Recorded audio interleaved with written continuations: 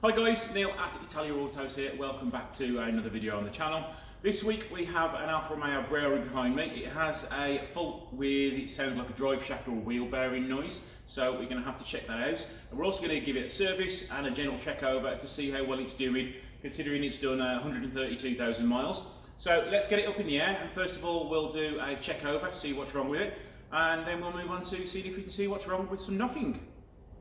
So let's start by having a look at the tyres.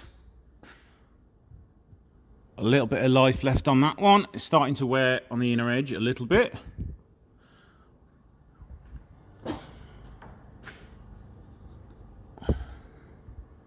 Rear tyre, it's almost down to the wear markers there. So we'll want a new tyre on this side soon enough. Again, down to the wear markers again, so it's going to need a new tyre on there. Wear on the inner edge again, and where are the wear markers? Yeah, a little bit of life left in that one, so it's going to want two tyres.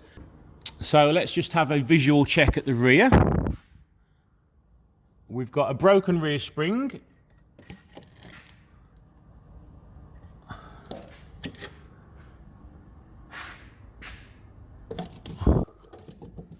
That spring is okay.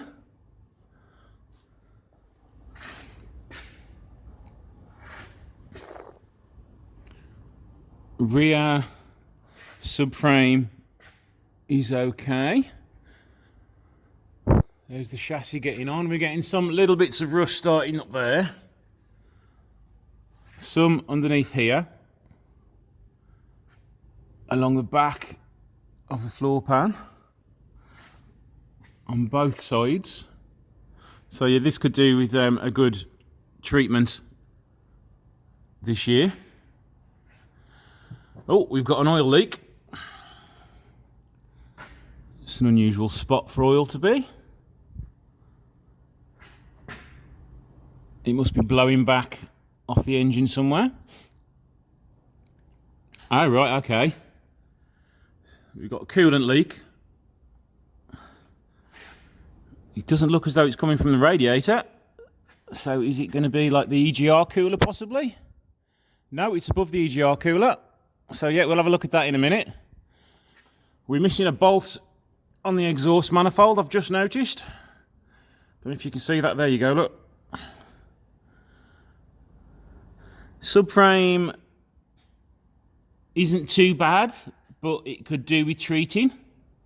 It does need two new supports for the radiator bumper. Well, not the radiator, supports for the bumper.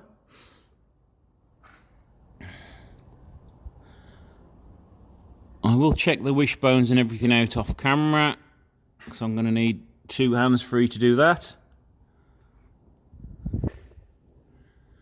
And the other spring at the top, that looks okay. So now let's move on to the noise we're getting from the driver's side suspension-y, bearing-y, wheelie noise. A little bit of rubbing from the brakes, but that's probably just going to be a bit of rust on the discs. The discs aren't in too great a condition. Nothing noisy there. When I test drove it, the noise did get louder when the weight was put onto that wheel. So let me grab the old torch again. The wheel bearing sounds okay. And let's try and feel this drive shaft. If I can get my hand up to it somewhere.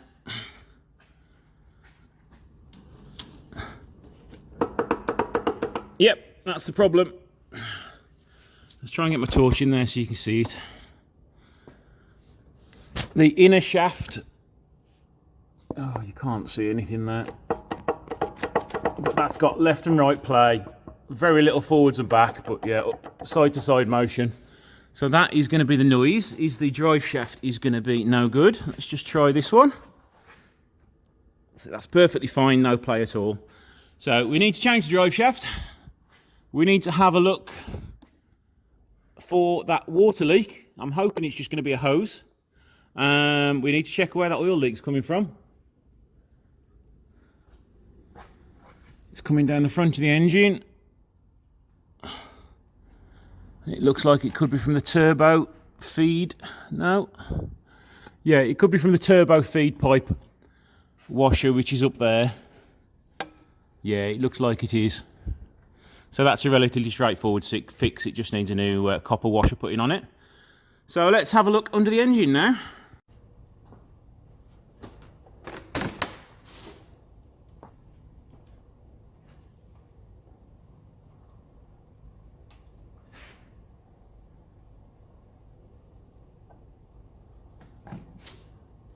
You can see moisture around the front of the thermostat on a little drip, so yeah, it needs a new thermostat there. It's leaking from the plastic sort of seal.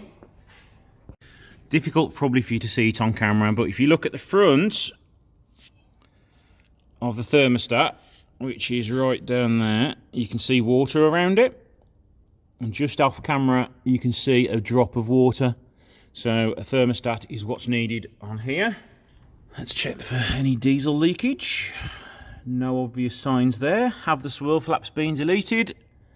Yes, they have. They've been welded up. You can't quite see that on camera, but yes, they have definitely gone.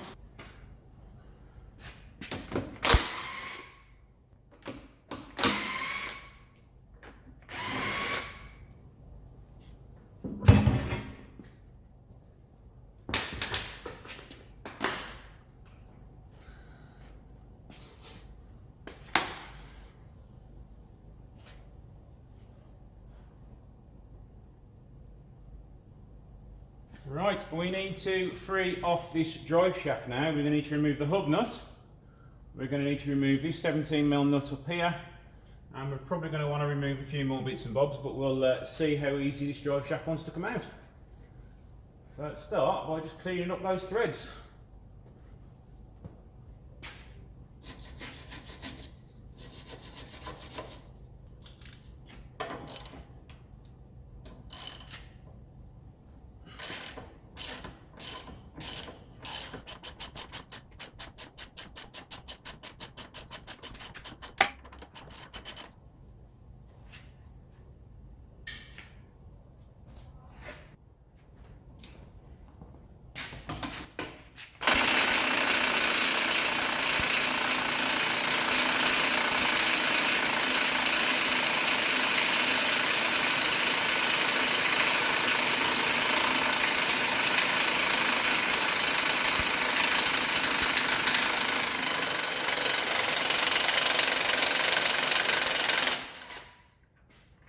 Well, that took some undoing.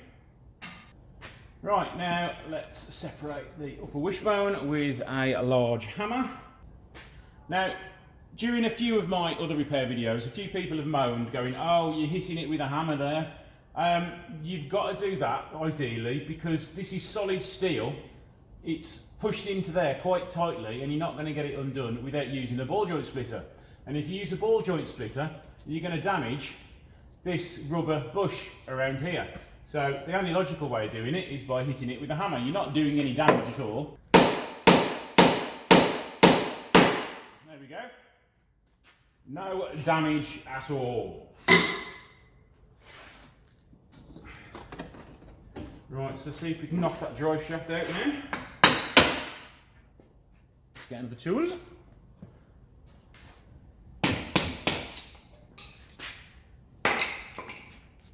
I am going to remove this bolt on the lower wishbone to the suspension fork just so I can get a little bit more room. I could probably force it out there, but I don't really want to do that because I've got to get one in afterwards. So let's just get that one undone now.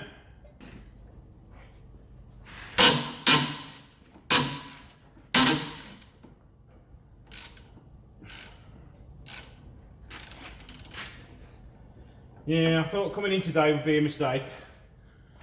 As it's my birthday today, I thought I'll come in and I'll get this one done today. Have a nice easy day, maybe finish early. But then I just thought, what's the point? All I can do is go home, eat and drink alcohol. So I'm going to be a good boy instead and stay at work all day. And getting some jobs finished.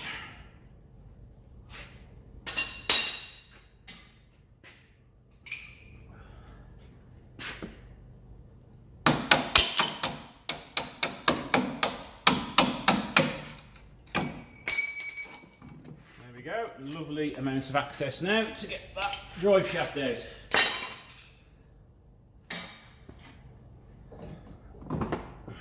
There we go. So now I need to just take some of the slack off that. There's only a little bit of torsion on that brake pipe, that will be fine.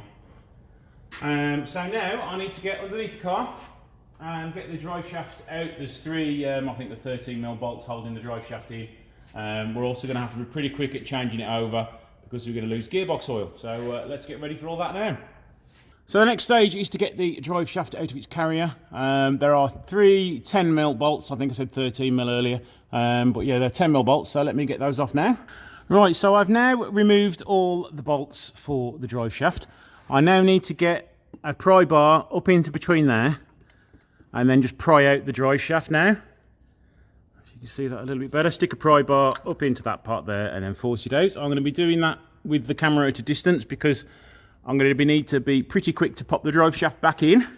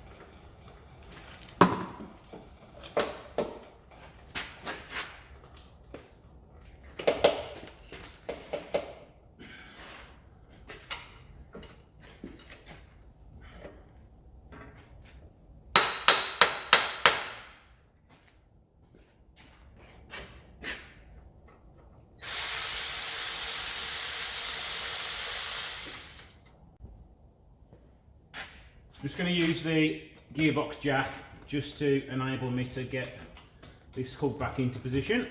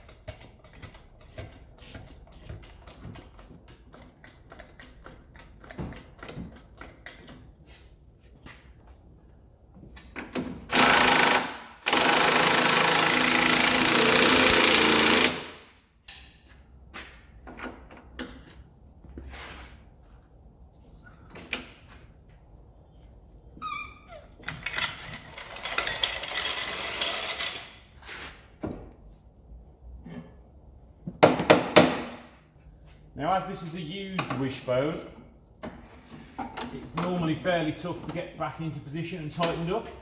So I use my bar on here and it should hold it in enough for me to tighten it up.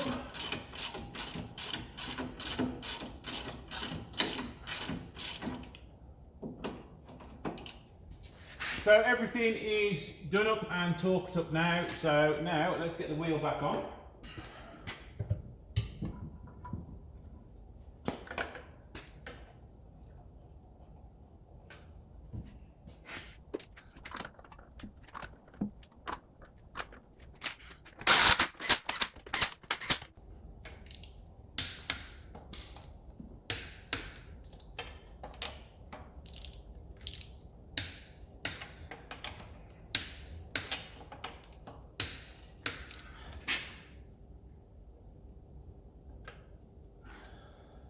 So this is the old drive shaft.